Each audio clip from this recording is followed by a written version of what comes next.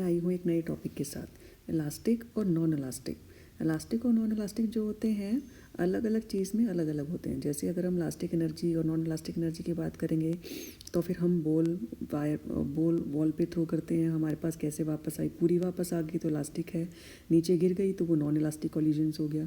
लेकिन अगर हम ये इलास्टिक और non elastic in terms of properties बात करते हैं तो फिर बच्चों को थोड़ी सी अलग बात है।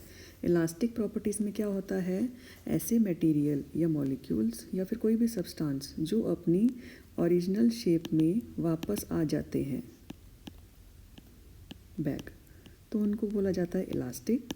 और जो अपनी ओरिजिनल शेप को रिटेन नहीं करते, मतलब वापस अपनी उसी शेप में नहीं आ सकते, उनको बोला जाता है नॉन इलास्टिक। अब इन दोनों की दो अलग अलग चीज़ें होती हैं साइंस में जो हमारे आम भाषा में बोल देते हैं। जैसे glass is hard and brittle क्यों होता है, ये दोनों प्रॉपर्टीज़ है, नाम में पता नहीं क्या क्या बोल दिया उन्होंने।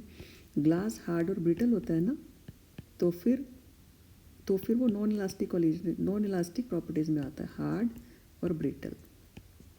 और वैसे इलास्टिक में आता है मेलिएबल और डक्टाइल।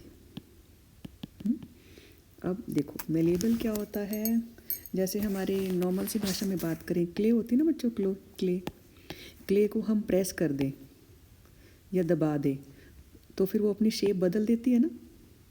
लेकिन अगर शेप चेंज होके वापस अपनी ओरिजिनल शेप में भी आ जाती है तो फिर वो हो गई मेलिएबल। अब डक्टाइल कौन होता है, जिसको हम स्ट्रेच कर सकते हैं, हम उसको जितना मर्जी खींच सकते हैं। जैसे हो गया हमारा स्लाइम को जितना मर्जी खींच ले फिर वापस बैक टू ओरिजिनल शेप आ जाता है ना वो। तो फिर अब ये बात देखो बेटो, मिलिएबल और डक्टाइल में डिफरेंस पता चला, क्ले और स्लाइम उतना ही डिफरेंस मिलिएबल डक्टाइल में जितना क्ले और स्लाइम में, ठीक बात है। अब देखो दूसरी बार हम बात करते हैं नॉन इलास्टिक प्रॉपर्टीज़ में, हार्ड और ब्रिटल। अगर हम ग्लास की बात करते हैं बच्चों, वो हार्ड भी होता है और वो ब्रिटल भी होता है। दोनों अलग अलग चीज़ें हैं, सेम ही लग रहे हैं, ये तो सिनोनिम ही है, लेकिन थोड़ा सा डिफरेंस है। देखो हार्डनेस पॉजिटिव नेचर में आता है और ब्रिटलनेस नेगेटिव नेचर में आता है। कैसे, हार्डनेस क्या होता है, उसकी प्रॉपर्टी कि वो कितना अपने आप को रिटेन करता है in terms of scratch resistance, मतलब हमने कितनी ज़्यादा उसको पकड़ के एकदम टाइट अपना प्रॉपर्टी जब तक वो लूज़ नहीं करेगा उसको हार्ड बोला। और ब्रिटल का मतलब क्या होता है, वो बहुत ज़्यादा स्लो है, मतलब वो नेगेटिव में अगर मैंने उसके ऊपर उसको हैमर मारा उसके ऊपर, वो कितना जल्दी टूट गया, उसको बोला जाता है ब्रिटल। तो ग्लास तो दोनों है, वो स्क्रैच रेजिस्टेंस है, मतलब अगर मैंने उस पर दो ग्लासेस को आपस में टच कराया दो ग्लासेस को, लेकिन फिर भी उन्होंने अपना जो वो स्क्रैच था ना, वो यहाँ पे ग्लासेस में स्क्रैच आ जाते हैं। कुछ अच्छे महंगे ग्लासेस होते हैं उसमें नहीं आता, जो नॉर्मल से लोकल ग्लासेस होते हैं उसमें आ जाता है। तो फिर वो हार्डनेस की बात होती है ग्लास की। वो ब्रिटलनेस की बात क्यों हुई, ग्लास ब्रिटल क्यों है, अगर ग्लास को मैं ऊपर से नीचे थ्रो कर दूँ तो वो टूट जाएगा ना, तो वो ग्लास ब्रिटल है।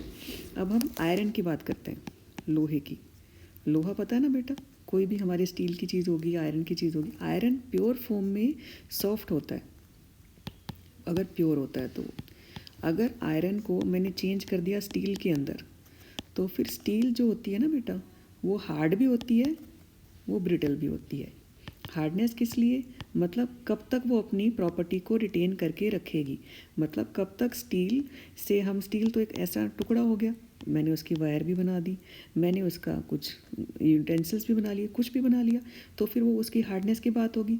ब्रिटलनेस के बाद मैंने कितना प्रेशर उस पर डाला हैमर से या किसी भी चीज़ से कि वो टूटा, वो उसकी स्टील की प्रॉपर्टी बताता है। ये नेगेटिव नेचर की बताता है, ये पॉजिटिव नेचर्स की बताता है।